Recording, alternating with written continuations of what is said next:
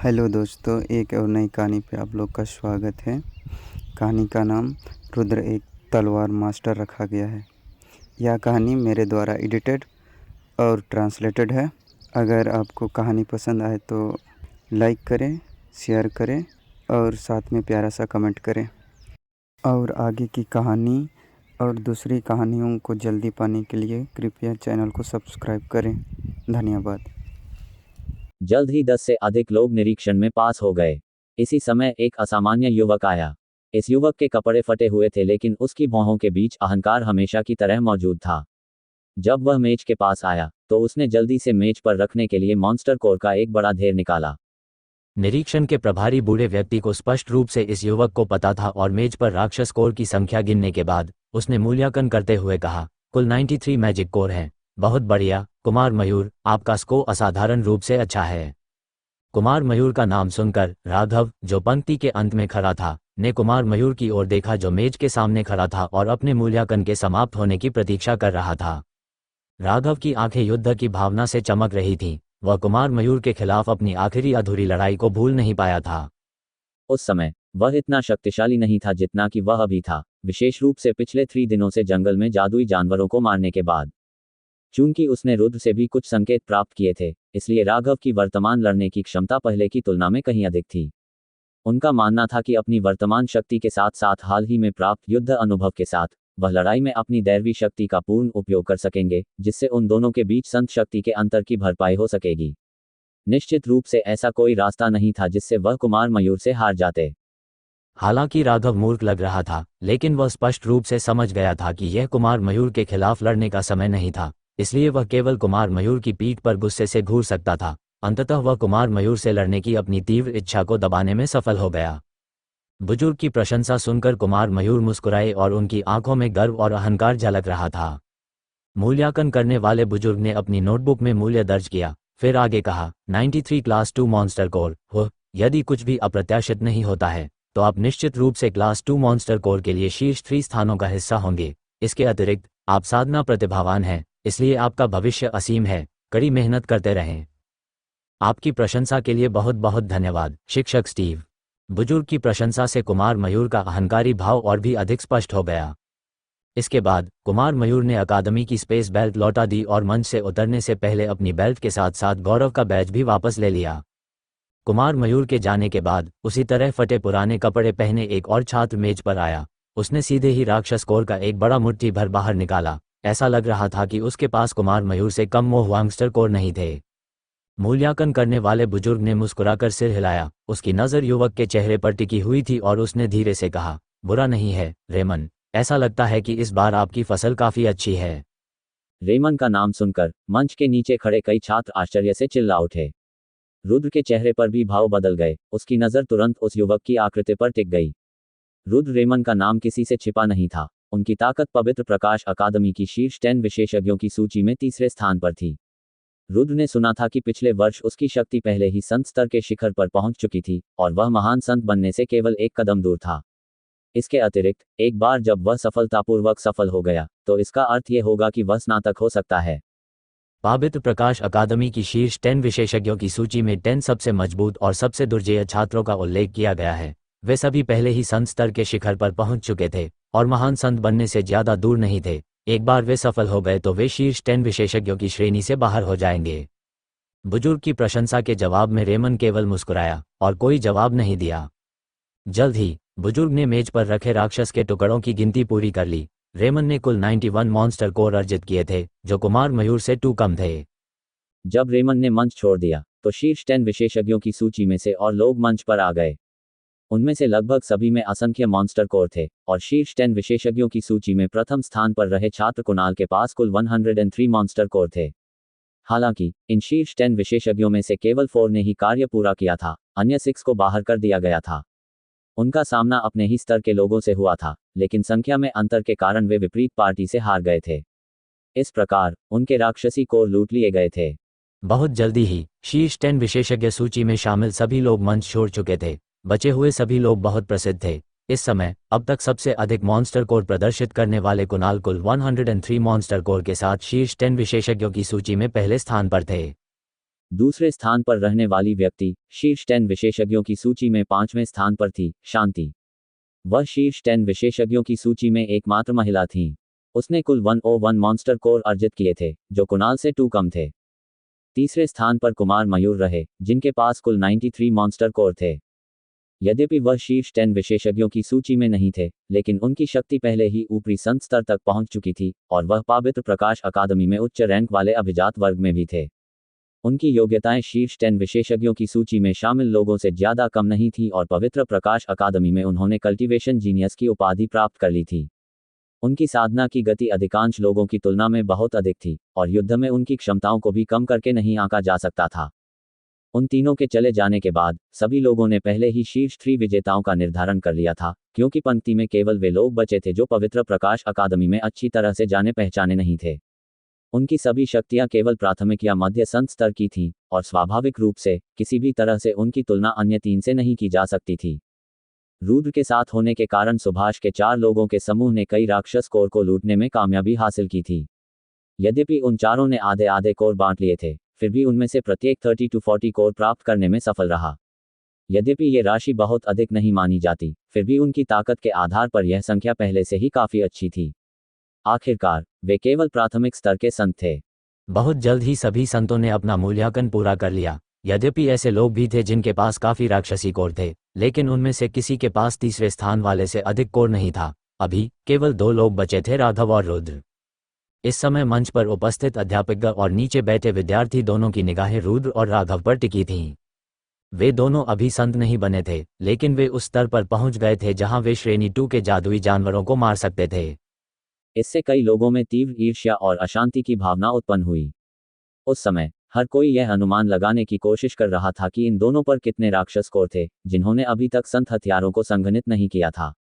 बेशक किसी ने भी रुद्र और राघव की कमाई के आधार के रूप में अन्य उच्च श्रेणी के छात्रों का उपयोग करने की हिम्मत नहीं की। उन सभी ने अनुमान लगाया कि उन दोनों के पास कक्षा 2 के इतने अधिक राक्षस कोर नहीं होंगे। रुद्र मूल्यांकन करने वाले बुजुर्ग के पास गया और अपना स्पेस बेल्ट उतार दिया। इस समय बुजुर्ग व्यक्ति प्रशंसा के भाव से रुद्र की ओर देख रहा था। रुद्र के प्रति उसके मन में जो पूर्वाग्रह थे वे अब पूरी तरह से गायब हो चुके थे। हालांकि उन्हें यकीन था कि रुद्र और राघव के पास निश्चित रूप से 10 से अधिक वर्ग 2 राक्षस कोर नहीं होंगे, लेकिन केवल ये तथ्य कि उन दोनों ने तीसरे क्षेत्र में प्रवेश किया था और संत बने बिना वर्ग 2 जादुई जानवरों को मार डाला था, पहले से ही कुछ ऐसा था जिसके लिए बुजुर्ग के पास सम्मान का एक नया स्तर था। आखिरकार ये पहली बार था जब पवित्र प्रकाश अकादमी के इतिहास में गैर संत वर्ग 2 के जादुई जानवरों को मारने में सक्षम थे। उस समय मंच पर बैठे उदासीन शिक्षक उत्साहित हुए बिना नहीं रह सके। एक एक करके उन्होंने रुद्र की ओर अपनी दृष्टि घुमाई। रुद्र ने शांतिपूर्वक आसपास के शिक्षकों पर अपनी नजर घुमाई। जब उसने ये देखा कि अध्यापक उत्सुकता भरी चमकती आंखों से उसकी ओर देख रहे थे, तो उसके पहले के उदासीन भाव पर एक हल्की सी मुस्कान उभर आई। वह सीधे अपने स्पेस बेल्ट में पहुंचे और मुट्ठी भर क्लास 2 मॉन्स्टर कोर निकालकर मेज पर रख दिए। ऐसा लग रहा था कि उनकी संख्या लगभग 10 थी। रुद्र को 10 क्लास 2 मॉन्स्टर कोर निकालते देख मंच पर मौजूद कई शिक्षकों के चेहरे पर आश्चर्य और अविश्वास के भाव थे। ये बहुत स्पष्ट था कि यह संख्या उनकी अधिकांश अपेक्षाओं से अधिक थी। आखिरकार ताकत के मामले में कक्षा 2 जादुई जानवरों और कक्षा 1 जादुई जानवरों के बीच का अंतर बहुत बड़ा था। उनकी मूल धारणाओं के आधार पर यह काफी आश्चर्यजनक होता यदि रुद्र के पास केवल 3 to 4 क्लास 2 मॉन्स्टर कोर होते। हालांकि उन्होंने कभी नहीं सोचा था कि वास्तव में उनके पास 10 होंगे। इसके बाद दूसरों के मन में कोई और विचार आने का इंतजार किए बिना रुद्र ने एक बार फिर अपने स्पेस बेल्ट से मुट्ठी भर क्लास 2 मॉन्स्टर कोर निकाल लिए। वर्तमान में टेबल पर क्लास 2 मॉन्स्टर कोर की संख्या पहले ही 1 दर्जन से अधिक हो चुकी है। ये राशि पहले से ही उन कोर की संख्या के बराबर थी जो सेंट के कुछ छात्रों ने पिछले 3 दिनों में हासिल की थी। ये दृश्य देखकर मंच पर उपस्थित सभी अध्यापकों के चेहरे पर अविश्वास के भाव उभर आए। यहाँ तक कि मूल्यांकन करने वाला बुजुर्ग भी उन दर्जनों राक्षसी कोर को देखकर आश्चर्यचकित रह गया जिन्हें रुद्र ने बाहर निकाला था। हालांकि वहां केवल कुछ दर्जन वर्ग 2 राक्षस कोर थे, फिर भी इससे शिक्षकों की भावनाएं और भी अधिक बढ़ गईं जब रुद्र ने एक ही सांस में लगभग 100 वर्ग 1 राक्षस कोर बाहर निकाले थे। आखिरकार इन वर्ग 2 राक्षस कोर को एक ऐसे व्यक्ति द्वारा निकाला गया था जो अभी तक संत स्तर तक नहीं पहुंचा था। उस क्षण सभी शिक्षकों को अचानक एहसास हुआ कि यदि उन दर्जनों राक्षस कोर को रुद्र ने व्यक्तिगत रूप से कक्षा 2 के जादुई जानवरों को मारकर अर्जित किया था तो उसकी भविष्य की उपलब्धियां। जब शिक्षकों ने सोचा कि एक छात्र जो अभी तक संत नहीं बना है वह कक्षा 2 के जादुई जानवरों, वास्तव में 1 दर्जन, को मार रहा है, तो वे इसे अविश्वसनीय मानने से खुद को रोक नहीं सके। उप प्रधानाध्यापक गुप्ता राज, जो अध्यक्ष के स्थान पर बैठे थे, के चेहरे पर संतुष्टि भरी मुस्कान थी और वे बुदबुदाए, बुरा नहीं है, बुरा नहीं है, बिल्कुल भी बुरा नहीं है। एकमात्र बात जो अज्ञात बनी हुई है वह यह है कि आप अपनी शक्ति से जादुई जानवरों को मारकर इनमें से कितने राक्षस कोर अर्जित करने में सक्षम थे। ऐसा लगता है कि बाद में इसकी अधिक बारीकी से जांच करनी होगी। दर्जनों क्लास 2 मॉन्स्टर कोर को बाहर निकालने के बाद भी रुद्र की गतिविधियां नहीं रुकी। उसका हाथ एक बार फिर उसके स्पेस बेल्ट में पहुंचा और उसने मुट्ठी भर राक्षस कोर बाहर निकाल लिए। इसके बाद रुद्र की हरकतें दोहराई जाती रहीं और सभी अविश्वासी शिक्षकों की हैरान निगाहों के नीचे वह विभिन्न आकार के वर्ग 2 मॉन्स्टर कोर को बाहर निकालता रहा, जब तक कि पूरी मेज पूरी तरह से ढक नहीं गई। कक्षा 2 के मॉन्स्टर कोर से भरी मेज को देखकर मंच पर मौजूद सभी शिक्षक अचंभित रह गए। यहां तक कि मंच के नीचे बैठे छात्र भी, जो देख सकते थे कि मेज पर क्या हो रहा था, अविश्वास के भाव से भर गए, मानो उन्होंने कोई अकल्पनीय दृश्य देख लिया हो। मूल्यांकन करने वाले बुजुर्ग ने गहरी सांस ली तथा अपने सदमे की भावनाओं को शांत करने के लिए यथासंभव प्रयास किया। मेज पर रखे राक्षस कोर ऐसे थे जिन्हें उसने अपने जीवनकाल में पहले कभी नहीं देखा था, तथा उसने इससे पहले भी कई उच्च स्तरीय राक्षस कोर देखे थे। फिर भी इन श्रेणी 2 मॉन्स्टर कोर को सामान्य साधनों के माध्यम से वर्णित नहीं किया जा सका। मूल्यांकन करने वाले बुजुर्ग ने राक्षसों के कोर गिनने के लिए अपना सिर नीचे करने से पहले रुद्र को गौर से देखा। जल्द ही मूल्यांकन समाप्त हो गया। हालांकि बुजुर्ग के चेहरे पर अविश्वास का भाव था, क्योंकि उनकी भावनाएं जो अभी शांत हुई थीं, अब एक बार फिर अनियंत्रित रूप से उमड़ने लगी थीं। वह मेज के सामने हतप्रभ होकर बैठ गया, अपना मुंह खोलने और राक्षस कोर की संख्या बताने में असमर्थ था। कुछ सांसों के बाद अध्यक्ष की कुर्सी पर बैठे उप प्रधानाचार्य गुप्ता राज अंततः और इंतजार नहीं कर सके और बोले, स्टीव, जल्दी करो और राक्षस कोर की संख्या की रिपोर्ट करो। उप प्रधानाध्यापक गुप्ता का स्वर उत्साह से थोड़ा कांप रहा था, यद्यपि उनका चेहरा अत्यंत शांत था। उप प्रधानाध्यापक के शब्दों को सुनकर मूल्यांकन करने वाले बुजुर्ग ने घोषणा करने से पहले एक गहरी सांस ली। रुद्र, प्राप्त कक्षा 2 राक्षस कोर की संख्या 118। मूल्यांकन करने वाले बुजुर्ग ने जब अपना बयान समाप्त किया तो सभी लोग आश्चर्य में तेजी से सांस लेने लगे। पूरा मैदान तुरंत इतना शांत हो गया कि मानो पिन गिरने की आवाज भी सुनाई दे रही हो। इस संख्या को सुनकर उप प्रधानाध्यापक गुप्ता राज भी अवाक रह गए। उसकी नज़र आश्चर्य के भाव के साथ मेज पर रखे द्वितीय श्रेणी के मॉन्स्टर कोर के विशाल ढेर पर टिक गई। ये संख्या पिछले प्रथम स्थान विजेता कुणाल के पास मौजूद मॉन्स्टर कोर की संख्या से कहीं अधिक थी। कुछ देर बाद एक छात्र चिल्लाए बिना नहीं रह सका, कहीं नहीं, ये बिल्कुल असंभव है। वह जो अभी तक संत नहीं बना है, वह तीसरे क्षेत्र में इतने सारे राक्षस कोर कैसे प्राप्त कर सकता है, और स्कूल के शीर्ष रैंक वाले विशेषज्ञ से भी अधिक कैसे प्राप्त कर सकता है? कुणाल, यह निश्चित रूप से असंभव है। उन्होंने निश्चित रूप से इन राक्षसी कोर को किसी बाहरी स्रोत से लाया है। एक ही इनपुट से प्रतिक्रियाओं की बाढ़ आ गई। जैसे ही छात्रों ने बोलना समाप्त किया, विरोध की आवाजें और अधिक गूंजने लगीं। रुद्र के लगभग 100 क्लास 1 मॉन्स्टर कोर ने पहले ही कई लोगों को ईर्ष्यालु बना दिया था और उन्हें यह महसूस कराया था कि यह अनुचित था। अब जबकि उन्होंने 118 वर्ग 2 मॉन्स्टर कोर निकाल लिए थे, जो कि उनके वर्ग 1 मॉन्स्टर कोर से भी अधिक संख्या थी, तो छात्र अब इसे स्वीकार करने में सक्षम नहीं थे। मंच के तहत पवित्र प्रकाश अकादमी की रैंकिंग में वर्तमान में नंबर 1 विशेषज्ञ कुणाल रुद्र की पीठ को सदमे में देख रहा था और बड़बड़ा रहा था। उसकी ताकत स्पष्ट रूप से अभी तक संत स्तर की नहीं है। वह इतने सारे क्लास 2 मॉन्स्टर कोर कैसे प्राप्त कर सकता था? क्या यह हो सकता है कि ये राक्षसी कोर वास्तव में किसी बाहरी स्रोत से लिए गए हों? कुणाल भी दूसरों की तरह ही सोचने से खुद को रोक नहीं सका। हालांकि इस धारणा को उन्होंने तुरंत खारिज कर दिया, क्योंकि जंगल में प्रवेश करने से पहले स्कूल प्रशासन ने छात्रों के सभी अंतरिक्ष उपकरणों को पूरी तरह से जब्त कर लिया था और सभी छात्रों को बहुत सख्त निरीक्षण से गुजरना पड़ा था। इसके अलावा जंगल में केवल एक ही प्रवेश द्वार था, इसलिए किसी के लिए बाहर से राक्षस कोर को अंदर लाने का कोई मौका नहीं था। इसके अलावा अगर कोई वास्तव में उन्हें लाने में कामयाब हो भी जाता है, तो कुणाल का मानना था कि कोई भी इतना मूर्ख नहीं होगा कि एक साथ 100 से अधिक क्लास 2 मॉन्स्टर कोर पेश कर दे। इससे निस्संदेह पूरा स्कूल स्तब्ध रह जाएगा और प्रशासन निश्चित रूप से स्थिति की जांच के लिए लोगों को नियुक्त करेगा। पास ही फटे पुराने कपड़ों में एक खूबसूरत लड़की ने प्लेटफॉर्म पर रुद्र की आकृति को ध्यान से देखा और बुदबुदाया, ऐसा कैसे हो सकता है? उनके जैसा एक नया छात्र जो अभी तक सेंट नहीं बना है, वास्तव में 100+ क्लास 2 मॉन्स्टर कोर प्राप्त करने में कामयाब रहा है। लड़की की मधुर आवाज में आश्चर्य और अविश्वास झलक रहा था। दूसरी ओर, जब उसने मूल्यांकन करने वाले बुजुर्ग को रुद्र की भारी भरकम राशि की घोषणा करते सुना, तो कुमार मयूर आश्चर्य से रुद्र की ओर देखने लगा। हालांकि जल्द ही उनके चेहरे पर उदासी छा गई और अंततः क्रोध पूरी तरह से छा गया। ऐसा इसलिए था क्योंकि मॉन्स्टर कोर प्रतियोगिता में तीसरे स्थान पर आने वाले व्यक्ति को पुरस्कार मिलता था। यद्यपि ये पुरस्कार उसके जैसे बड़े कुलों में जन्मे लोगों के लिए उतने मूल्यवान नहीं थे, बल्कि इसे एक महान सम्मान, शक्ति का सत्यापन माना जाता था। मूलतः कुमार मयूर को तीसरे स्थान पर रखा गया था, लेकिन अब रुद्र के शामिल हो जाने के कारण उन्हें जबरन शीर्ष 3 से बाहर कर दिया गया है। इससे वह बहुत क्रोधित हो गया, और भी अधिक कठिन बात यह थी कि रुद्र अभी भी संत नहीं था। रुद्र अपनी दृष्टि बदलते हुए कुमार मयूर का चेहरा अत्यंत उदास हो गया जब उसने विषैली द्वेष भरी दृष्टि से रुद्र की ओर देखा। भीड़ में समुंदर गुप्त का चेहरा भी उतना ही उदास था। उसने रुद्र को घृणा से देखा, मानो वह अपनी एक नज़र से ही रुद्र को जिंदा खा जाएगा। यद्यपि रुद्र की वर्तमान शक्ति अभी भी काफी कमजोर थी, परंतु उसकी आत्मा अत्यंत शक्तिशाली थी। शायद वह किसी साधारण नज़र को नहीं देख पाता, लेकिन जब कोई विशेष रूप से गंभीर नज़र उसकी ओर उठती है, तो उसकी आत्मा तुरंत उसे पहचान लेती है। इस प्रकार समुंदर गुप्ता और कुमार मयूर की द्वेष भरी निगाहें रुद्र ने तुरंत भांप लीं। उन्होंने पलटकर अपनी शक्तिशाली आत्मा की सहायता से उन निगाहों के स्रोत का पता लगाया और आसानी से भीड़ में दबे समुंदर गुप्ता को ढूंढ निकाला। समुद्रगुप्त के उदास चेहरे को देखकर रुद्र ने उपहास किया, परंतु उस पर ध्यान नहीं दिया। उसने समुंदर गुप्ता के सभी राक्षस कोर छीन लिए थे, जिससे उसे कार्य में असफल होना पड़ा।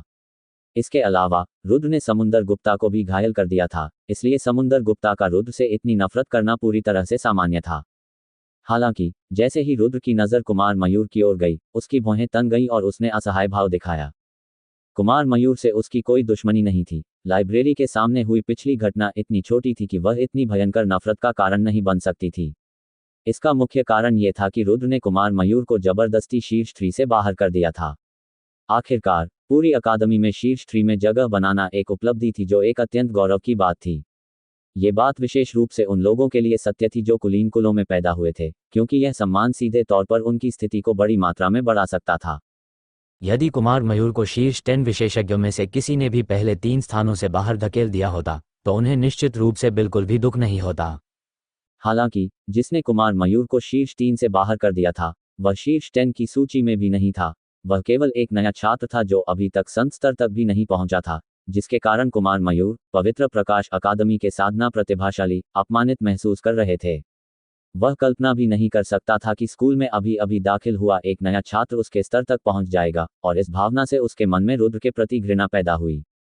हालांकि राघव भी था, जो हेडमास्टर का प्रशिक्षु था, और इस प्रकार उसके पास कुमार मयूर की तुलना में अधिक शक्ति थी। बेशक कुमार मयूर हेडमास्टर को अपमानित करने की हिम्मत नहीं कर सकते। मूल्यांकन करने वाले बुजुर्ग ने गहरी सांस ली और खुद को शांत करने का प्रयास किया। उन्होंने रुद्र की ओर गहराई से देखा और मुस्कुराए। रुद्र, तुमने मुझे सचमुच हैरान कर दिया है। मैंने कभी कल्पना भी नहीं की थी कि आप जैसा कोई व्यक्ति जो अभी तक संत नहीं बना है, वह वास्तव में इतने सारे वर्ग 2 राक्षस कोर प्राप्त कर सकता है। कुणाल, आप पहले ही प्रथम स्थान से बहुत आगे निकल चुके हैं। ऐसा लगता है कि इस प्रतियोगिता में प्रथम स्थान निश्चित रूप से आपने ही प्राप्त किया है। बुजुर्ग ने रुद्र को अपना स्पेस बेल्ट और गौरव का बैज सौंप दिया। रुद्र हंसा और सामान लेने के लिए आगे बढ़ा। शिक्षक के शब्द बहुत ज्यादा हैं। अभी तक कोई नहीं कह सकता कि प्रथम स्थान कौन होगा। आखिरकार राघव अभी भी मेरे पीछे है। उसके पास राक्षस कोर की संख्या मुझसे कम नहीं है। ये कहते हुए रुद्र ने सभी राक्षस कोर को अपने अंतरिक्ष बेल्ट में पुनः रख दिया। रुद्र की बातें सुनकर बुजुर्ग ने रुद्र की ओर गहरी नजर से देखा और वह बिना कुछ कहे मुस्कुरा दिया। जब रुद्र ने कक्षा 2 के सभी मॉन्स्टर कोर को मेज पर पूरी तरह से जमा कर दिया, तो वह सीधे मंच से चला गया। इसके बाद राघव मेज पर गया और अपने स्पेस बेल्ट से अपने क्लास 2 मॉन्स्टर कोर निकालने लगा। राघव ने रुद्र के साथ तीसरे क्षेत्र में प्रवेश किया था और उन्होंने राक्षस कोर को समान रूप से वितरित किया था। इस प्रकार उसके पास लगभग उतनी ही मात्रा में राक्षस कोर थे जितनी रुद्र के पास थे। मूल्यांकन करने वाले बुजुर्ग ने गिनती पूरी करने के बाद ये पता चला कि राघव के पास कुल 119 क्लास 2 मॉन्स्टर कोर थे, जो रुद्र से केवल एक अधिक था। जब मूल्यांकन करने वाले बुजुर्ग ने राघव के राक्षस कोर की कुल मात्रा की घोषणा की, तो अखाड़े में मौजूद सभी लोग एक बार फिर अवाक रह गए। मंच के नीचे पवित्र प्रकाश अकादमी के शीर्ष 10 विशेषज्ञों में 5वें स्थान पर रही शांति अचंभित थीं। उसकी आंखों को देखकर ऐसा लग रहा था जैसे उसने अपनी आत्मा खो दी है। अचानक 2 नए विद्यार्थियों ने उसे दूसरे स्थान से बाहर कर दिया था, ये परिणाम उसके लिए स्वीकार करना कठिन था। आखिरकार उसने उन राक्षसी कोर को अर्जित करने में बहुत सारी ऊर्जा और प्रयास खर्च किया था। वह कल्पना भी नहीं कर सकती थी कि 2 नए प्रवेशित गैर सेंट फ्रेशमैन को इतने सारे राक्षसी कोर कैसे मिल गए। उसी समय एक अत्यंत सुंदर लड़की शांति के पास आई और उसने शांति की कमर को अपनी बाहों में भर लिया। हंसते हुए उसने कहा, बहन शांति, आपने कभी सोचा भी नहीं था कि 2 नए छात्रों के कारण आपको दूसरे स्थान से नीचे धकेल दिया जाएगा, है ना? शांति ने गहरी सांस ली और कड़वी मुस्कान के साथ बोली, ये सचमुच अकल्पनीय है। वे 2 नए खिलाड़ी सेंट स्तर तक भी नहीं पहुंचे हैं, और फिर भी वे इतने सारे राक्षस कोर हासिल करने में सक्षम थे। इन दोनों ने पवित्र प्रकाश अकादमी के नंबर 1 विशेषज्ञ कुणाल को भी तीसरे स्थान पर धकेल दिया। मुझे वास्तव में कोई सुराग नहीं है कि उन्हें इतने सारे राक्षसी कोर कैसे प्राप्त हुए। क्या ये सचमुच संभव है कि वे उन्हें बाहर से लाए हों? लड़की ने जवाब में हंसते हुए कहा, बहन शांति, आपने गलत अनुमान लगाया है। मेरा मानना है कि उन क्लास 2 मॉन्स्टर कोर को उनकी अपनी ताकत से अर्जित किया गया था, न कि बाहर से, जैसा कि आप संदेह करते हैं। लड़की की बात सुनकर शांति चौंक गई। शांति ने पलटकर लड़की की ओर संदेह भरी नजरों से देखा और जिज्ञासा भरे स्वर में पूछा, ओ सिला, तुम ऐसा क्यों कह रही हो? लड़की रहस्यमय ढंग से मुस्कुराई और उसके चेहरे पर गर्व भरा भाव था। धीमी आवाज में उसने कहा, बहन शांति, मेरी उन दोनों से दूसरे क्षेत्र में मुलाकात हुई थी और मैं उनके साथ एक पूरा दिन भी रही थी। आप उन्हें कम नहीं आंक सकते, वे दोनों बहुत शक्तिशाली हैं। विशेष रूप से रुद्र, वह कई प्रथम श्रेणी के जादुई जानवरों को एक घटिया लोहे की छड़ से सीधे उनके गले में छेद कर मार डालने में कामयाब रहा। वास्तव में? शांति ने आश्चर्य से पूछा, उसे विश्वास नहीं हो रहा था। बेशक, मैंने इसे अपनी आंखों से देखा है। ये किसी भी तरह से झूठ नहीं हो सकता। लड़की ने अपनी छाती फुलाकर दृढ़ता से कहा, इसके अलावा उस रात हमने 20 से अधिक ब्लू वुल्फ्स के एक गुप्त हमले का सामना किया। उन दोनों ने बड़ी आसानी से उन सभी को मार डाला। क्या आपने कहा कि उन दोनों ने अकेले ही 20 से अधिक ब्लू वुल्फ को मार डाला? ये सुनकर शांति अपना आश्चर्य छिपा न सकी। यद्यपि वह पहले से ही एक उच्च स्तरीय संत थी, फिर भी यदि उसका सामना 20 से अधिक श्रेणी 1 के जादुई जानवरों से होता तो वह भाग जाती, उन्हें मारना तो दूर की बात थी। लड़की ने जोर से सिर हिलाया और कहा, यह सही है, बहन शांति। मैंने इसे व्यक्तिगत रूप से देखा है। यद्यपि रुद्र और राघव ने अपने संत शस्त्रों को संघनित नहीं किया है, फिर भी उनकी शक्ति निश्चित रूप से संत की शक्ति से कम नहीं है। इसलिए मैं वादा कर सकता हूं कि उनके हाथों में जो राक्षसी कोर हैं, वे निश्चित रूप से बाहर से नहीं लाए गए हैं। ये सुनकर शांति ने अपना सिर नीचे कर लिया और गंभीरता से सोचने लगी। इस तथ्य के बावजूद कि रुद्र और राघव ने उसे शीर्ष 3 स्थानों से बाहर कर दिया था, उसके चेहरे पर असंतोष का कोई निशान नहीं दिखा। इससे ही ये पता चलता है कि शांति एक संकीर्ण सोच वाली व्यक्ति नहीं थी। मूल्यांकन समाप्त होने के बाद पुरस्कार समारोह शुरू हुआ। इस बार क्लास 1 मॉन्स्टर कोर और क्लास 2 मॉन्स्टर कोर दोनों के लिए इवेंट के शीर्ष 3 स्थानों को समान पुरस्कार प्राप्त होंगे। प्रथम स्थान का पुरस्कार एक श्रेणी 4 मॉन्स्टर कोर और सम्मान का पदक था जो पूरी तरह से बैंगनी सिक्कों से बना था। दूसरे और तीसरे स्थान के पुरस्कारों में एक क्लास 3 मॉन्स्टर कोर और सोने के सिक्कों से बना सम्मान पदक शामिल था। इन पदकों का मूल्य बहुत अधिक नहीं था, लेकिन वे जो दर्शाते थे उसका असाधारण महत्व था। इस प्रकार शक्तिशाली पृष्ठभूमि वाले कुलीन लोग भी सम्मान के उन पदकों को देखकर अपनी आंखें लाल होने से नहीं रोक पाते थे। रुद्र और राघव ने क्लास 1 मॉन्स्टर कोर और क्लास 2 मॉन्स्टर कोर दोनों के लिए पहले 2 स्थान प्राप्त किए थे और इस प्रकार उन्हें 2 गुना पुरस्कार मिला। क्लास 1 मॉन्स्टर कोर के लिए तीसरे स्थान पर अभी भी मूतियान था और क्लास 2 मॉन्स्टर कोर के लिए तीसरे स्थान पर पवित्र प्रकाश अकादमी के नंबर 1 विशेषज्ञ कुणाल थे। पुरस्कार समारोह समाप्त होने के बाद रुद्र अपने हाथ में पकड़े क्लास 4 मॉन्स्टर कोर में उमड़ती शुद्ध शक्ति को देखकर उत्साह से मुस्कुराए बिना नहीं रह सका। क्लास 4 मॉन्स्टर कोर के साथ साथ उसके स्पेस बेल्ट में 200 से अधिक मॉन्स्टर कोर के कारण उसके पास लंबे समय तक चलने के लिए पर्याप्त मात्रा में कोर था। रुद्र की गणना के आधार पर उसे कम से कम 1 वर्ष तक राक्षस कोर न होने की चिंता नहीं करनी पड़ेगी। पुरस्कार समारोह समाप्त होने के बाद खेल मैदान में उपस्थित छात्र धीरे धीरे वहां से जाने लगे और तब तक तितर बितर होते रहे जब तक कि वहां कोई भी नहीं बचा। पिछले 3 दिनों से जंगल में जादुई जानवरों से लड़ाई के दौरान लगभग सभी छात्रों को कई चोटें आईं। अब जबकि पुरस्कार समारोह समाप्त हो चुका था, सभी लोग अपनी चोटों का इलाज कराने के लिए अपने अपने छात्रावासों में लौट गए। खेल मैदान में केवल वे छात्र ही बचे थे जो पूरी तरह से स्वस्थ थे और जिन्होंने बहुत पहले ही खेल खेलना छोड़ दिया था। हालांकि इस घटना के अनुभव के बाद रुद्र और राघव की प्रतिष्ठा पवित्र प्रकाश अकादमी में अपने चरम रूप में पहुंच गई थी। वे पहले ही अकादमी में सबसे बड़े सितारे बन चुके थे, कोई भी जहां भी जाता उनके नाम की चर्चा सुनी जा सकती थी। रुद्र और राघव तथा सुभाष के 3 लोगों के समूह ने एक दूसरे को अलविदा कहा तथा अपनी चोटों का इलाज कराने के लिए अपने अपने छात्रावासों में लौट गए। अकादमी के केंद्र में लगभग 100 वर्ग मीटर बड़ा एक ऊंचा टावर था। उपप्रधानाध्यापक गुप्ता राज उस समय टावर के शीर्ष पर स्थित एक कमरे के मध्य में सम्मानपूर्वक खड़े थे। उनके सामने पवित्र प्रकाश अकादमी के प्रधानाध्यापक कार्यालय की मेज के सामने आलसी भाव से बैठे थे और उनके चेहरे पर मुस्कुराहट थी। उनकी गहरी निगाहों में भी खुशी और उत्साह की झलक दिखती थी। आह, गुप्ता राज, लगता है इस बार पवित्र प्रकाश अकादमी में सचमुच कोई जीनियस आ गया है, प्रधानाध्यापक ने उत्साहपूर्वक मुस्कुराते हुए कहा। उपप्रधानाध्यापक गुप्ता राज ने सिर हिलाया और मुस्कुराते हुए कहा, प्रधानाध्यापक, यह सही नहीं है। इस बार पवित्र प्रकाश अकादमी में एक से अधिक प्रतिभाएं हैं, बल्कि 2 हैं। ये दोनों रुद्र और राघव हैं। हेडमास्टर ने सिर हिलाया और मुस्कुराया, नहीं, ये गलत नहीं है। राघव की प्रतिभा निश्चित रूप से अत्यंत उच्च है और उसमें ईश्वरीय शक्ति भी है। हालांकि रुद्र की तुलना में उन्हें अभी भी लंबा रास्ता तय करना है। उपप्रधानाध्यापक गुप्ता राज को यह जवाब सुनकर आश्चर्य हुआ और उन्होंने संदेह से पूछा, प्रधानाध्यापक, आप ऐसा क्यों कह रहे हैं? प्रधानाध्यापक ने एक लंबी सांस छोड़ते हुए कहा, आप निश्चित रूप से रुद्र को कम नहीं आंक सकते। वह काफी जटिल व्यक्ति हैं। कोई आश्चर्य नहीं कि सेन परिवार के बुजुर्ग उनकी प्रशंसा करते रहे। दरअसल कल दोपहर को जब मैंने ये समाचार सुना कि रुद्र और राघव ने तीसरे क्षेत्र में द्वितीय श्रेणी के जादुई जानवर को मार दिया है, तो मैं स्वयं उन पर गुप्त रूप से नजर रखने के लिए दौड़ा। हालांकि वे दोनों अभी संत नहीं हैं, फिर भी उनकी लड़ाकू क्षमताओं को कम करके नहीं आंका जा सकता। विशेषकर रुद्र, केवल एक टूटी हुई लोहे की छड़ के साथ, वह तीसरे क्षेत्र में काफी हद तक अजेय था। उनकी गतिविधियां न केवल अतुलनीय रूप से तीव्र हैं, बल्कि अत्यंत सटीक भी हैं। उनका युद्ध अनुभव किसी 15 वर्षीय युवक जैसा नहीं है। इसके विपरीत, ऐसा लगता है जैसे वह पहले ही 100 लड़ाइयां लड़ चुके हैं। दोनों के हाथों में मौजूद द्वितीय श्रेणी के राक्षस कोर को रुद्र ने अकेले ही लगभग पूरी तरह से मार डाला। राघव तो बस झगड़ों में शामिल था। ये सुनकर उप प्रधानाचार्य गुप्ता राज ने अविश्वास भरी दृष्टि से पूछा, प्रधानाचार्य, क्या रुद्र सचमुच उतना ही दुर्जेय है जितना आप कह रहे हैं?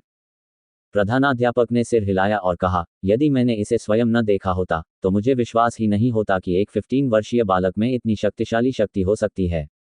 सबसे महत्वपूर्ण बात यह है कि उनका व्यापक युद्ध अनुभव और युद्ध तकनीकें हैं। ये ऐसी चीजें नहीं हैं जिन्हें सिर्फ इसलिए सीखा जा सकता है क्योंकि कोई इसे सीखना चाहता है। सैकड़ों लड़ाइयों का अनुभव किए बिना इन अवधारणाओं को समझा नहीं जा सकता। इसमें कोई आश्चर्य की बात नहीं है कि बूढ़े सेन ने रुद्र की इतनी प्रशंसा की। वह वास्तव में एक अत्यंत प्रतिभाशाली व्यक्ति है।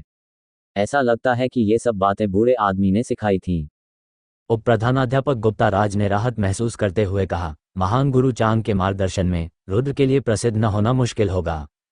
प्रधानाध्यापक ने सिर हिलाया और कहा, भले ही बूढ़े सेन किनारे से मार्गदर्शन कर रहे हों, अगर रुद्र में मूल रूप से ऐसी उत्कृष्ट प्रतिभा नहीं होती तो बूढ़े सेन भी सावधानीपूर्वक शिक्षण के बावजूद उसे ज्यादा कुछ नहीं सिखा पाते।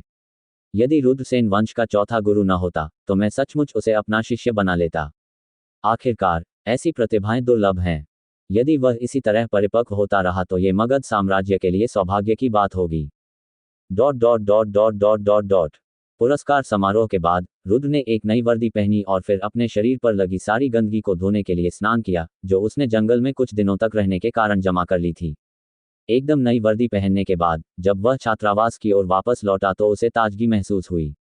यद्यपि जंगल में बिताए गए 3 दिनों के दौरान उन्होंने लगभग हर क्षण संघर्ष किया था, फिर भी उनमें थकावट का कोई लक्षण नहीं दिखा।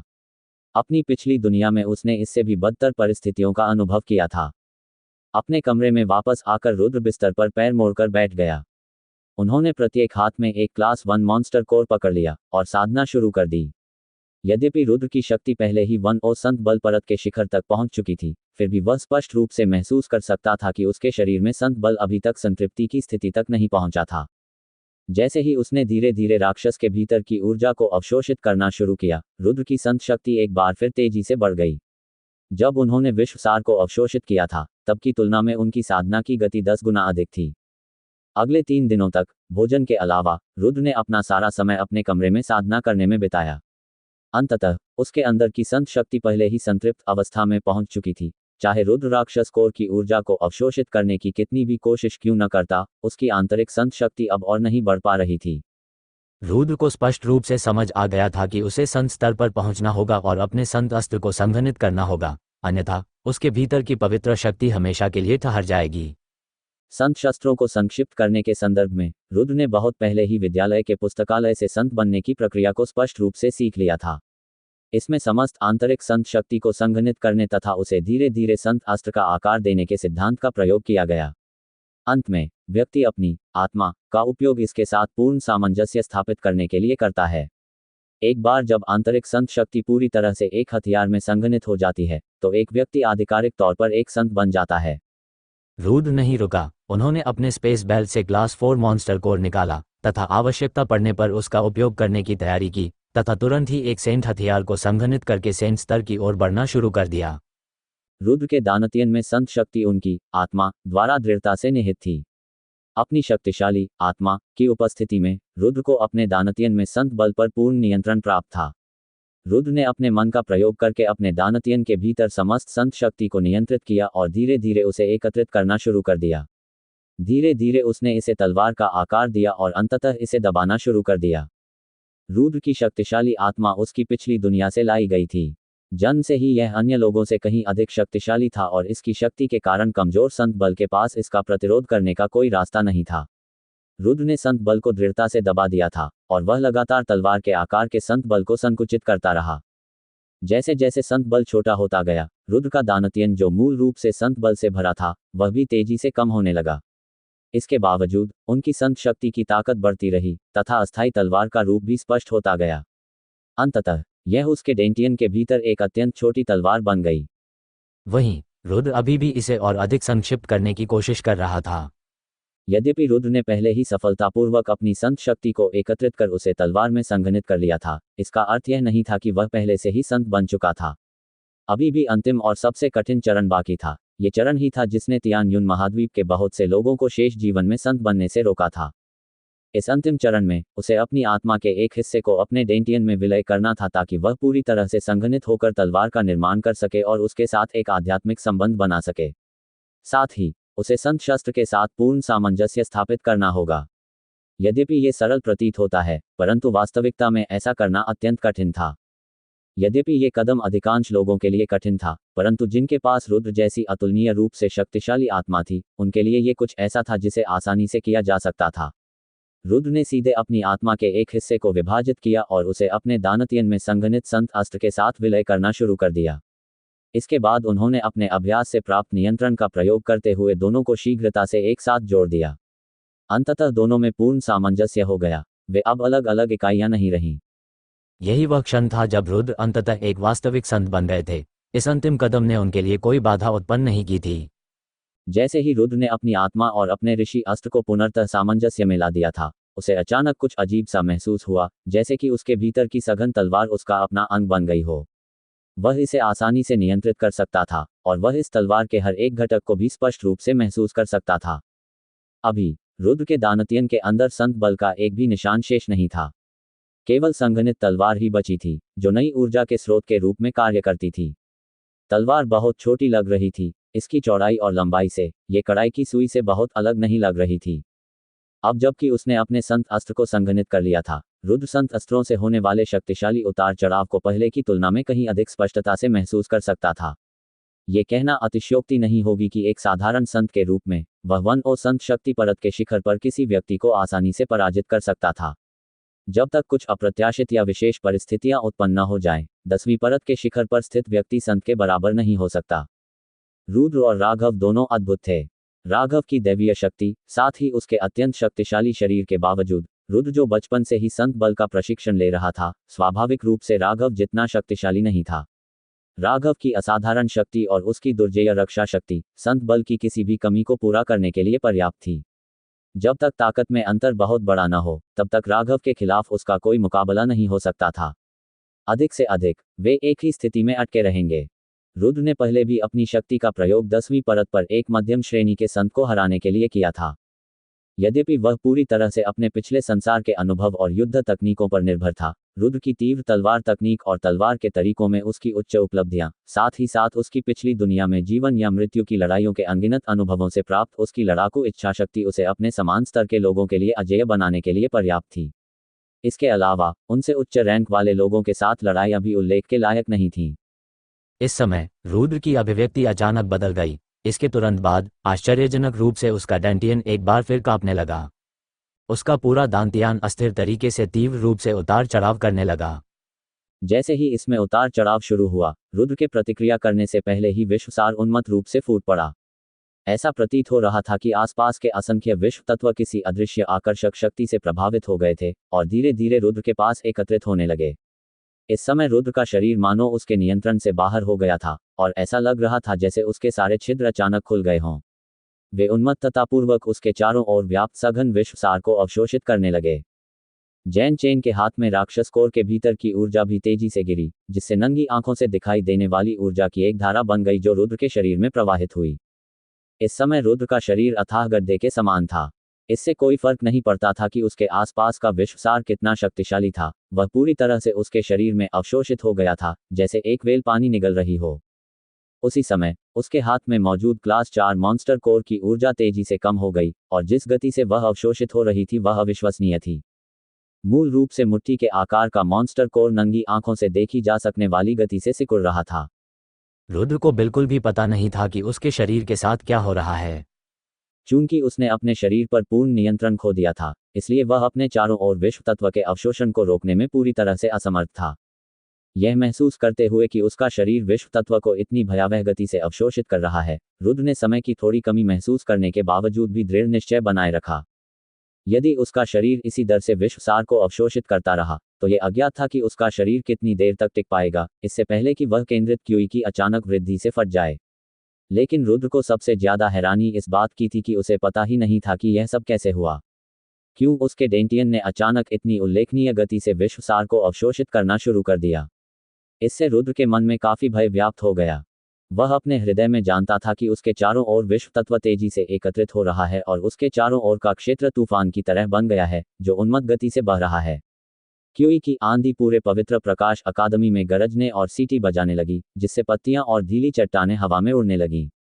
लेकिन जब विश्वसार ने रुद्र के दानतियन में प्रवेश किया, तो ऐसा लगा जैसे उन्होंने समुद्र में एक चट्टान फेंक दी हो, क्योंकि विश्वसार उनके शरीर में समा गया, जिससे कोई संकेत नहीं मिला कि यह शुरू से वहां था। इस कारण रुद्र ने राहत की सांस ली। यद्यपि वह नहीं जानता था कि उसके डेंटियन में ऐसा नाटकीय परिवर्तन क्यों हुआ, फिर भी वह खुश था कि उसका शरीर विश्वसार से विस्फोटित नहीं होगा। उसी समय पवित्र प्रकाश अकादमी के ऊंचे केंद्रीय टॉवर के भीतर अकादमी के प्रधानाध्यापक अचानक चौंक कर चिल्लाए, क्या हो रहा है? विश्वसार इतने हिंसक तरीके से उतार चढ़ाव कर रहा है। जब वह बोल रहा था, तब तक हेडमास्टर खिड़की से बाहर उड़ चुका था और पीछे एक दृश्य छोड़ गया था। जैसे ही वह खिड़की से बाहर निकला, वह तीव्र गति से आकाश में उड़ गया और कुछ ही सेकंड बाद उसने स्वयं को रुद्र के छात्रावास कक्ष में पाया। वह संदेह और हैरानी से छात्रावास की ओर देखता रहा और कमरे को घूरता रहा। इसी बीच सफेद रोशनी की एक लकीर धुंधली होकर आई और हेडमास्टर से कुछ 100 मीटर पीछे रुक गई। यह उप प्रधानाध्यापक गुप्ता राज थे। गुप्त राज के आगमन के बाद भी 1 दर्जन से अधिक लोग तेजी से उड़ते हुए आए और गुप्त राज के पीछे रुककर देखने लगे कि विश्वसार कहाँ एकत्रित हो रहा है। वे सभी अकादमी के शिक्षक थे, जिनकी ताकत अन्य लोगों से अधिक थी, और इसलिए विश्वसार के हिंसक उतार चढ़ाव के साथ उनके लिए ध्यान न देने का कोई तरीका नहीं था। गुप्त राज ने एकत्रित विश्वसार को आश्चर्य से देखा और वह आश्चर्यचकित होकर चिल्लाया, हेडमास्टर, यहाँ क्या हुआ है? विश्वसार इस क्षेत्र में क्यों एकत्रित हुआ है? यद्यपि प्रधानाध्यापक का चेहरा एकाग्र था, फिर भी उनकी आंखें शून्य में घूर रही थीं। जब उन्होंने उत्तर दिया, यहाँ क्या हुआ है, ये तो मैं भी नहीं जानता, चलो पता करते हैं। इसके साथ ही प्रधानाध्यापक जमीन पर गिर पड़े और गुप्ता राज उनके पीछे पीछे आ गया। बाकी सब यहीं रहें, किसी और को पास ना आने दें, उसने अध्यापकों को आवाज लगाई। सभी अध्यापक इस रहस्य का उत्तर जानने के लिए प्रधानाध्यापक के पीछे चलना चाहते थे, किंतु गुप्ता राज के वचनों से अध्यापकों ने अपनी प्रारंभिक गति रोक दी और आज्ञाकारी होकर अपने मूल स्थान पर लौट गए। जब बात गुप्त राज की आती थी तो कोई भी शिक्षक उनकी आज्ञा का उल्लंघन करने का साहस नहीं करता था। शीघ्र ही प्रधानाध्यापक और गुप्त राज दोनों रुद्र के कमरे के दरवाजे के बाहर आ गए, जहां विश्वसार अंदर था। जैसे ही गुप्ता राज ने चुपचाप दरवाजा खटखटाया, दरवाजा अचानक टूट गया और अंदर का दृश्य दोनों के सामने आ गया। अंदर जाकर उन्होंने देखा कि रुद्र अपने बिस्तर पर पैर मोड़कर बैठा है और उसकी आंखें बंद हैं तथा वह साधना कर रहा है। विश्वसार अभी भी इतनी भयानक गति से उसके डेंटियन में समा रहा था कि उसके शरीर की रूपरेखा धुंधली हो गई थी, जैसे कोहरे ने उसे थोड़ा छिपा दिया हो। ये दृश्य देखकर गुप्ता राज और प्रधानाध्यापक दोनों अवाक रह गए। उन्होंने कभी नहीं सोचा होगा कि विश्व तत्व का यहाँ संकेंद्रण एक ही व्यक्ति की साधना के कारण हुआ है। इतना ही नहीं, वे उस अद्भुत गति को देखकर दंग रह गए जिस पर रुद्र विश्व सार को अवशोषित कर रहे थे। तो ये रुद्र था? कैसे? ये कैसे संभव हो सका? अपनी ताकत से वह इस तरह का प्रभाव कैसे ला सके? गुप्ता राज सदमे में चिल्ला उठे जब उन्होंने वह देखा जो उनके लिए अकल्पनीय था। यहाँ तक कि हेडमास्टर भी कांप रहे थे और उनकी आंखें रुद्र को गहराई से देख रही थीं। काफी देर बाद उसने आह भरी, ये बच्चा बिल्कुल भी साधारण नहीं है। प्रधानाध्यापक की बात सुनकर गुप्ता राज ने प्रधानाध्यापक पर पूर्ण विश्वास जताते हुए अपना सिर हिलाया। वह हमेशा से यह जानता था कि रुद्र कभी भी एक साधारण छात्र नहीं था। हेडमास्टर जी, अब हमें क्या करना चाहिए? उसने पूछा। हम इंतजार करेंगे, जवाब आया। और इसलिए प्रधानाध्यापक और उप प्रधानाचार्य रुद्र के कमरे के बाहर खड़े होकर उसके जागने का इंतजार करने लगे। वे उसके कमरे में नहीं गए और कोई आवाज भी नहीं की, मानो वे साधनारत रुद्र को गलती से परेशान करने से डर रहे थे। रुद्र को बहुत पहले से पता था कि उसका दरवाजा तोड़ दिया गया है, लेकिन वह अपना शरीर और मुंह दोनों हिलाने में सक्षम नहीं था क्योंकि वह नियंत्रण में नहीं था। और उसके हाथ में कसकर पकड़ा गया क्लास 4 मॉन्स्टर कोर अब नंगी आंखों से देखने पर काफी छोटा दिखाई दे रहा था। इसका आकार पहले से ही लगभग पिंग पोंग बॉल के बराबर था। रुद्र के दानतियन में समाहित हो रही सारी ऊर्जा और विश्वसार समुद्र में गिरते पत्थर की तरह गायब हो गए और पीछे पानी की एक भी लहर नहीं छोड़ी। अपने दानतियन के भीतर की इस स्थिति के बारे में रुद्र बिल्कुल अनभिज्ञ था और उसे समझ में नहीं आ रहा था कि सारा विश्वसार कहाँ जा रहा है। कुछ समय बीतने के बाद क्लास 4 मॉन्स्टर कोर की ऊर्जा पूरी तरह से उसके द्वारा अवशोषित कर ली गई। अंततः उसके डेंटियन में एक परिवर्तन होने लगा, क्योंकि नीले और बैंगनी रंग के हल्के धब्बे दिखाई देने लगे। जिस क्षण धब्बे दिखाई दिए, उसके डेंटियन ने अचानक विश्वसार को और भी अधिक तीव्र गति से अवशोषित करना शुरू कर दिया, और यहाँ तक कि अधिक दूरी से भी विश्वसार को अवशोषित करना शुरू कर दिया। नीले और बैंगनी प्रकाश के धब्बों के साथ 1 दर्जन फीट दूर से विश्वसार ने खिंचाव महसूस किया और रुद्र की ओर दौड़ना शुरू कर दिया, इससे पहले कि वह उसके शरीर के छिद्रों से होते हुए चमकते हुए धब्बों में समा जाए। रुद्र की विश्व तत्व की तीव्र अवशोषण दर के कारण एक हल्की सफेद धुंध नंगी आंखों से स्पष्ट रूप से देखी जा सकती थी, जो उसके चारों ओर फैली हुई थी। इस सफेद धुंध के कारण उसका अपना शरीर केवल धुंधला दिखाई दे रहा था, जिससे वह और उसके आसपास का क्षेत्र पहले की तुलना में अधिक रहस्यमय लग रहा था। अवशोषण की दर में वृद्धि दरवाजे के बाहर खड़े 2 व्यक्तियों की नज़र से छिपी नहीं रही। एक दूसरे की आंखों में देखते हुए वे दोनों जो देख रहे थे उससे आश्चर्यचकित थे। इस समय तक पूरे पवित्र प्रकाश अकादमी को विश्वसार के अचानक आगमन के बारे में पता चल गया था, लेकिन शिक्षकों के अलावा प्रत्येक छात्र ने इसे हवा का अचानक झोंका समझा और इस पर कोई ध्यान नहीं दिया। रुद्र का दानतियन विश्वसार को आधे दिन तक अवशोषित करता रहा, अंततः रुक गया। रुद्र ने दर्जनों किलोमीटर दूर स्थित समस्त विश्वसार को पूरी तरह से अवशोषित कर लिया। इस समय उसकी संघनित संत शक्ति से बनी पूर्ण तलवार के अलावा रुद्र के दानतियन में प्रकाश के नीले और बैंगनी रंग के धब्बे भी थे। ये कण बहुत छोटे थे और इनमें बहुत ही हल्की चमक थी। जिस तरह से वे टिमटिमा रहे थे, उससे ऐसा लग रहा था कि वे किसी भी क्षण जल उठेंगे। अपने दानतियन के भीतर अभी अभी प्रकट हुए नीले और बैंगनी प्रकाश के कणों को देखते हुए रुद्र का हृदय क्षण भर के लिए भारी हो गया। ये पहली बार था जब उसे डेंटियन के भीतर एक अनियंत्रित परिस्थिति का सामना करना पड़ा था। वह ऐसी किसी समस्या का सामना नहीं करना चाहता था। हालांकि वह निश्चित रूप से ये कह सकता था कि ये नीले और बैंगनी प्रकाश के धब्बे निश्चित रूप से विश्वसार के अनियंत्रित पागलपन भरे अवशोषण से संबंधित थे, जिसे उसने पहले अनुभव किया था। क्या ये हो सकता है कि ये नीली और बैंगनी रोशनियां पूरी तरह से पहले से मौजूद विश्वसार से बनी हैं? रुद्र ने चुपके से अनुमान लगाया। विश्वसार की बड़ी मात्रा जो पहले उसके दानतियन में प्रवेश कर गई थी, वह बिना किसी निशान के पूरी तरह से गायब हो गई थी, जैसे विशाल समुद्र में एक चट्टान। ये पूरी तरह से अकल्पनीय बात थी। इसके अलावा विश्वसार की विशाल मात्रा को अवशोषित करने के बाद ये अजीब प्रकाश के धब्बे उसके दानतियन के भीतर प्रकट हुए थे। इससे रुद्र को ये स्पष्ट हो गया कि दोनों घटनाएं आपस में जुड़ी हुई थीं। हालांकि जिस बात ने रुद्र को वास्तव में सशंकित और चिंतित किया, वह ये प्रश्न था, उसके दानतियन के भीतर वे अजीब प्रकाश के धब्बे वास्तव में क्या थे और वे क्या करते थे? क्या उनके अस्तित्व से उसे कोई नुकसान होगा? ये वे प्रश्न थे जिनके बारे में रुद्र इस समय सबसे अधिक चिंतित था। विशेषकर बाद वाले प्रश्न ने उन्हें बेचैनी का अनुभव कराया। थोड़ी देर हिचकिचाने के बाद रुद्र ने अंततः नीली और बैंगनी रोशनी को नियंत्रित करने का प्रयास किया। हालांकि कुछ प्रयोगों के बाद उनकी मनोदशा और अधिक गंभीर हो गई। कुछ आंतरिक निरीक्षणों के बाद हालांकि वह प्रकाश के कणों को स्पष्ट रूप से देख सकता था, हर बार जब वह उन्हें हेरफेर करने की कोशिश करता तो उसे अचानक पता चलता कि उसके डानटियन के भीतर मौजूद प्रकाश के कण मृग तृष्णा के समान हो जाते थे। वह आसानी से उनके बीच से गुजर सकता था और उन्हें पकड़कर अपने नियंत्रण में रखने में पूरी तरह से असमर्थ था। ऐसा लग रहा था मानो वे वास्तव में अस्तित्व में ही नहीं थे। प्रत्येक साधनारत व्यक्ति के लिए डेंटियन शरीर का एक अत्यंत महत्वपूर्ण अंग था।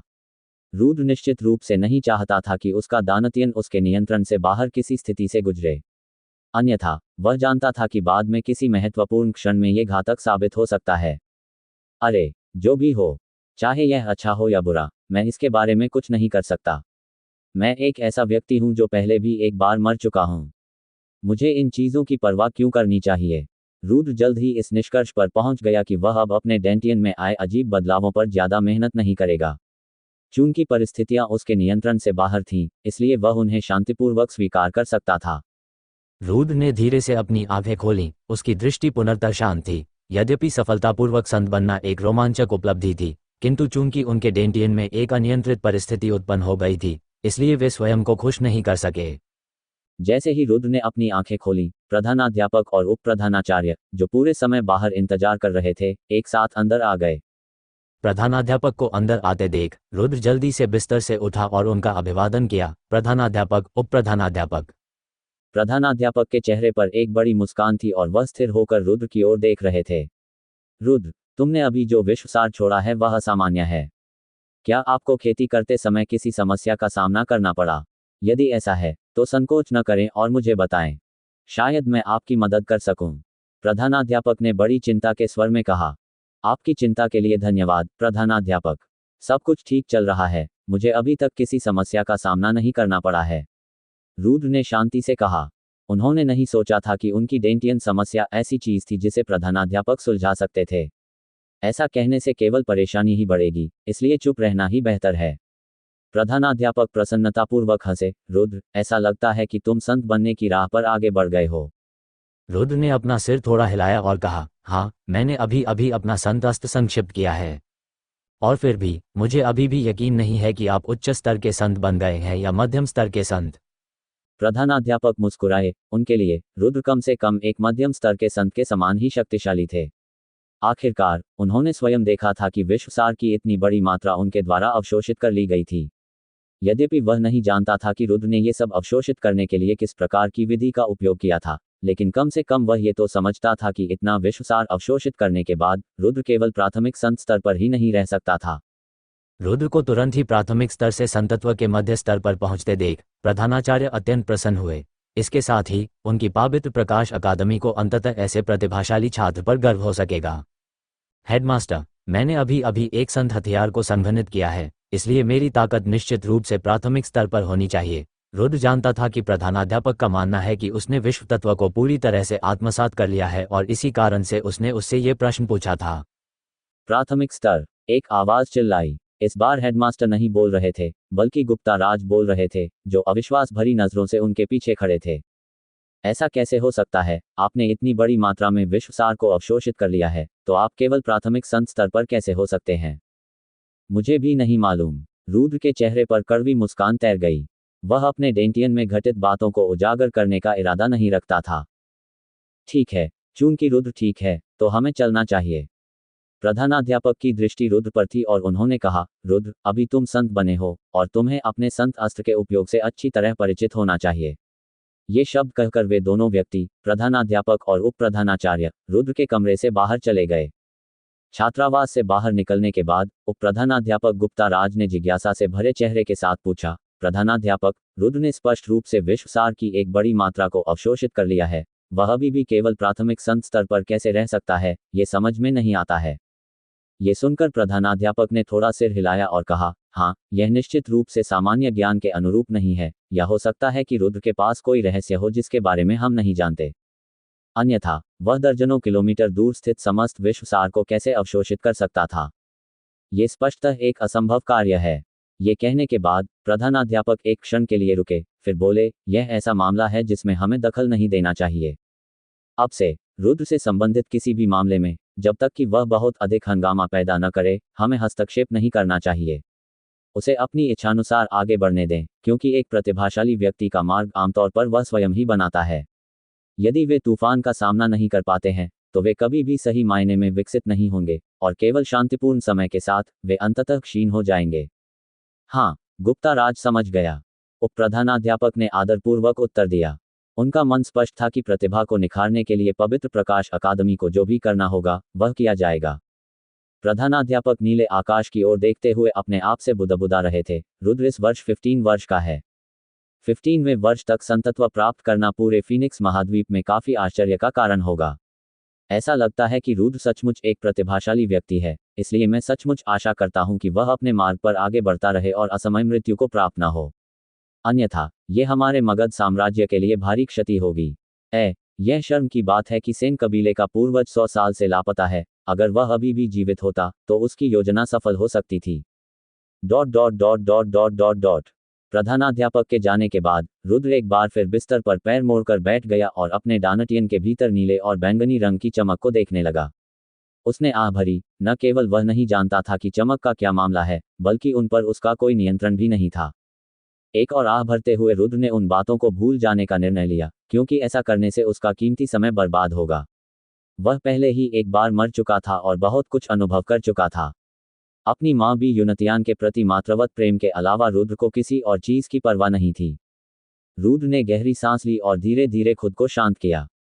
अपने दाहिने हाथ पर गहन ध्यान केंद्रित करते हुए उसका दिल तेजी से धड़कने लगा। तभी एक शक्तिशाली ऊर्जा का स्रोत चमक उठा तथा उसके दाहिने हाथ में एक पतली तलवार प्रकट हुई। तलवार असामान्य रूप से पतली थी और उसका पूरा शरीर चांदी जैसा सफेद था, जो लगभग दर्पण की तरह था, जो ब्लेड पर आसपास के क्षेत्र को प्रतिबिंबित करता था। तलवार लगभग 4 फीट लंबी और 2 अंगुल चौड़ी थी। मूठ के बगल में ब्लेड पर 2 शब्द उत्कीर्ण थे, हल्की हवा। इस तलवार का स्वरूप लगभग रुद्र के पिछले जन्म की बहुमूल्य तलवार जैसा था, यहाँ तक कि इसका नाम भी बिल्कुल वही था जिसे लाइट विंड स्वॉर्ड कहा जाता था। रुद्र की तलवार चलाने की शैली में तीव्रता और चपलता पर बहुत जोर दिया गया था। हजारों अलग अलग तरीकों से प्रहार करने की क्षमता के साथ वह उस हवा की तरह थे जो बिना छाया के आई और बिना पदचिह्न छोड़े चली गई। हल्की पवन तलवार को थामे हुए रुद्र अपने आप को जबरदस्त मुस्कुराहट से रोक नहीं सका। जिस क्षण उसने तलवार पकड़ी उसे लगा कि उसकी पिछली दुनिया के साथ उसका परिचय वापस आ गया है। हालांकि फर्क सिर्फ इतना था कि रुद्र को लगा कि तलवार उसकी भुजा का ही एक विस्तार है। उसे नियंत्रित करने के लिए उसे अधिक ताकत खर्च करने की जरूरत नहीं थी। रुद्र को यह भी महसूस हो रहा था कि उसकी आत्मा तलवार से जुड़कर दोनों के बीच एक आदर्श संबंध स्थापित कर रही है। दोनों एक हो गए और अब विभाजित नहीं रहे। ये एक ऐसी अनुभूति थी जो उसने अपनी पिछली दुनिया में पहले कभी महसूस नहीं की थी। रुद्र ने अपनी तलवार से वार किया, जिससे चांदी की धार चमकती हुई बाहर की ओर निकली। डिंग! हल्की पवन तलवार की हवा में सीटी बजने से एक स्पष्ट ध्वनि सुनाई दी। ऐसा प्रतीत होता है कि यह तलवार उसी स्तर की थी जैसे उत्तम लोहे से बनी तलवारें। रुद्र ने अपने बाएं हाथ से तलवार को खुशी से सहलाया, मानो तलवार ही उसकी सबसे प्रिय वस्तु हो। किसी भी सच्चे तलवारबाज के लिए तलवार ही वह वस्तु थी जिसे वह सबसे अधिक पसंद करता था और जिसे कोई प्रतिस्थापित नहीं कर सकता था। तलवार ही उनका जीवन और आत्मा थी और रुद्र भी इस बात में दृढ़ विश्वास रखते थे। जब रुद्र ने प्रकाश पवन तलवार को बुलाया तो वह उसके दानतियन के भीतर से गायब हो गई थी और ऊर्जा पूरी तरह से उसके हाथ पर केंद्रित हो गई थी, जिससे वास्तविक जीवन में ब्लेड का निर्माण हुआ। ये तलवार न केवल बड़ी क्षति पहुंचाने में सक्षम थी, बल्कि ये रुद्र की ऊर्जा का स्रोत भी थी और इसने उनके दानतियन का स्थान ले लिया। रुद्र का दिल एक बार फिर धड़क उठा जब तलवार गायब होने लगी और हल्की पवन तलवार के लघु संस्करण के रूप में उसके दानतियन में वापस आ गई। रुद्र को संतत्व प्राप्त होने के 2 दिन बाद उन्होंने अपना समय अपने दानतियन के भीतर 2 रंगीन चमकों को देखने में बिताया था। इसके अलावा वह अपना अधिकतर समय पुस्तकालय में बिताता था ताकि कोई ऐसी पुस्तक ढूंढ सके जो उसके दानतियन की स्थिति पर कुछ प्रकाश डाल सके। हालांकि वह हमेशा खाली हाथ लौटता था। उन 2 दिनों के दौरान रुद्र की संतत्व की सफलता की खबर पूरे अकादमी में एक बड़ी लहर की तरह फैल गई थी, क्योंकि वे सभी जानते थे कि रुद्र बहुत तेजी से उस स्तर पर पहुंच गया था।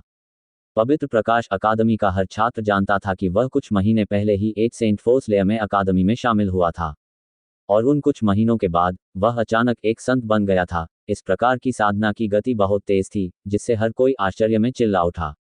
इस रिकॉर्ड ने पिछले नंबर 1 खेती प्रतिभा कुमार मयूर को पूरी तरह से कुचल दिया था। पवित्र प्रकाश अकादमी से बहुत दूर एक शानदार चमकदार महल में रत्नजटित वस्त्र पहने एक अधेड़ उम्र का व्यक्ति अध्ययन कक्ष के बीच में बैठकर पुस्तक पढ़ रहा था।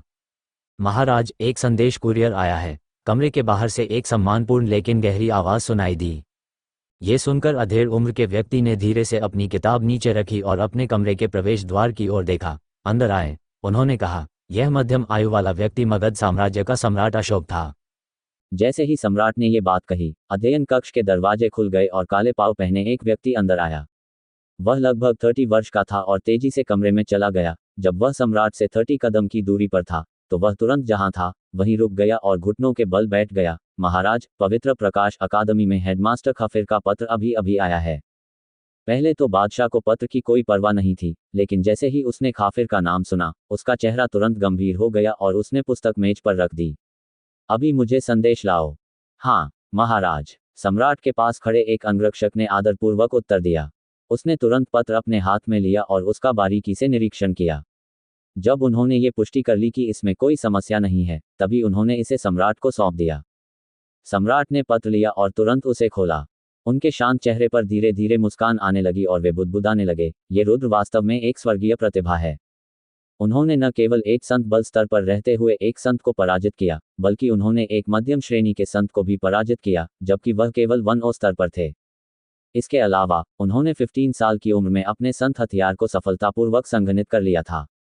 यह निश्चित रूप से एक प्रतिभा है। यह कोई आश्चर्य नहीं है कि उन्हें चाचा से इतनी प्रशंसा मिली। चाचा की अंतर्दृष्टि के कारण वह स्वाभाविक रूप से कुछ लोगों में अंतर कर सकते हैं। अगर अंकल रुद्र की इस हद तक सिफारिश करते हैं तो मुझे भी इस बारे में कुछ करना चाहिए। रुद्र को सेन वंश का समर्थन प्राप्त है, और भी अधिक इसलिए क्योंकि वह चौथा गुरु है। ऐसा लगता है कि उसे पकड़ना असंभव होगा। ऐसी स्थिति में मैं उसे रिझाने की पूरी कोशिश कर सकती हूँ। हालांकि सेन वंश पिछले 1 दर्जन वर्षों से चुप है, लेकिन उनके वंश के बारे में अंदरूनी जानकारी अभी भी सच है। उनकी ताकत को कम करके नहीं आंका जा सकता है, और मेरे लिए कार्रवाई करने के लिए ये काफ़ी है। चूंकि ऐसा है, इसलिए मैं ऐसा ही करूंगा। सम्राट ने कुछ निर्णय ले लिया था, इसलिए उन्होंने तुरंत कहा, सेवकों, मेरे लिए कलम और स्याही लाओ। इसके तुरंत बाद चैम्बरलेन कलम और स्याही लेकर आ गया। सम्राट ने कलम पकड़ ली और सहजता से अपने शब्द लिखने लगे। उसने सावधानी से कागज उठाया और उस पर लिखे शब्दों को दोबारा पढ़ा, फिर उसे धीरे से मोड़कर अध्ययन कक्ष से बाहर चला गया। हाथ में पुस्तक लिए सम्राट को एक समूह के पहरेदारों द्वारा कसकर पकड़ लिया गया, जो उन्हें कई कक्षों से होते हुए अंत में एक सुंदर प्रांगण में ले गए। बादशाह ने अभी प्रांगण में कदम रखा ही था कि प्रांगण के भीतर एक कमरे से एक 50 to 60 वर्षीय बुजुर्ग बाहर आया। उसने शांति से सम्राट की ओर देखा और मुस्कुराया, तो ये महाराज ही थे जो आ गए थे। कृपया अंदर आएं। सम्राट कमरे में प्रवेश किए बिना ही बुजुर्ग के पास चले गए।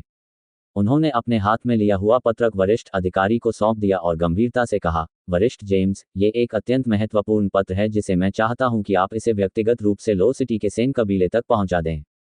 ये सुनकर बुजुर्ग का चेहरा और भी गंभीर हो गया। उसने सम्राट के हाथ से पुस्तक लेने के लिए हाथ बढ़ाया और कहा, महाराज, चिंता न करें, मैं ये पत्र अवश्य पहुंचा दूंगा। बुजुर्ग को ये बात अच्छी तरह समझ में आ गई थी कि चूंकि उसे पत्र व्यक्तिगत रूप से पहुंचाने के लिए भेजा जा रहा था, इसलिए ये कोई साधारण मामला नहीं था। अपने हाथ में लिए पत्र को बाहर भेजे जाने के बाद सम्राट ने मन ही मन सोचा, आद्या, हमारे राज्य के विकास के लिए, हमारे राज्य के भविष्य के लिए तुम्हारे पिता के पास तुम्हें बलिदान करने के अलावा कोई विकल्प नहीं है। अगली सुबह पैर पर पैर रखे रुद्र ने धीरे से अपनी आंखें खोली। पिछले 2 दिनों से वह साधना नहीं कर रहे थे और इसके बजाय पुस्तकालय में किताबें पढ़कर अपना दिन बिता रहे थे। हर रात वह अपने दानतियन के भीतर की तलवार को समझने की कोशिश में खुद को डुबो देता था, ताकि वह अपने संत हथियार का यथासंभव कुशलतापूर्वक उपयोग करना सीख सके। आखिरकार रुद्र ने हाल ही में संतत्व प्राप्त किया था, और भले ही उसके भीतर का संत अस्त्र उसके मन से जुड़ा हुआ था, फिर भी वह नहीं जानता था कि संत अस्त्र का पूर्णता से उपयोग कैसे किया जाए। रुद्र को, जिन्हें पिछले संसार का अनुभव था, इस संसार में भी संत अस्त्र को प्राप्त करना एक नया अनुभव था। यदि वह स्वयं को इससे परिचित करने में अपना समय व्यतीत नहीं करता, तो अपनी आत्मा को अपने संत अस्त्र के साथ जोड़ने के बाद भी, जैसा कि उसने वृक्ष की शाखा के साथ किया था, अपनी शक्ति के शिखर को प्रदर्शित करना बहुत कठिन होता। इसका कारण वैसा ही था जैसे किसी व्यक्ति का 10-20 वर्ष तक कटा हुआ हाथ पड़ा रहा हो, लेकिन अचानक वह हाथ पुनः उगाया हो। चूंकि वह व्यक्ति कटे हुए हाथ के साथ रहने का अभ्यस्त था और अब उसे नए उगे हुए हाथ का सामना करना था, इसलिए वह उसकी स्थिति से भी थोड़ा अपरिचित होगा। इस विकास को धीरे धीरे स्वीकार करने और इसके साथ सहज होने में समय लगा। अपने बिस्तर से उठकर रुद्र अपने कमरे से बाहर निकला और भोजन कक्ष की ओर चला गया। फिर हमेशा की तरह खाना खाने के बाद वह पुस्तकालय की ओर चल दिया। लाइब्रेरी के दरवाजे पहले से ही खुले थे, लेकिन अंदर ज्यादा लोग नहीं थे, केवल एक सामान्य सफाईकर्मी महिला ही थी। रुद्र ने लगभग खाली लाइब्रेरी को देखा और फिर लाइब्रेरी की 5वीं मंजिल की ओर चल दिया। पिछले कुछ दिनों से पहली से चौथी कक्षा तक की जिन पुस्तकों में उसकी रुचि थी वे सभी उसने पूरी पढ़ ली हैं। पुस्तकालय में कुल 7 स्तर थे।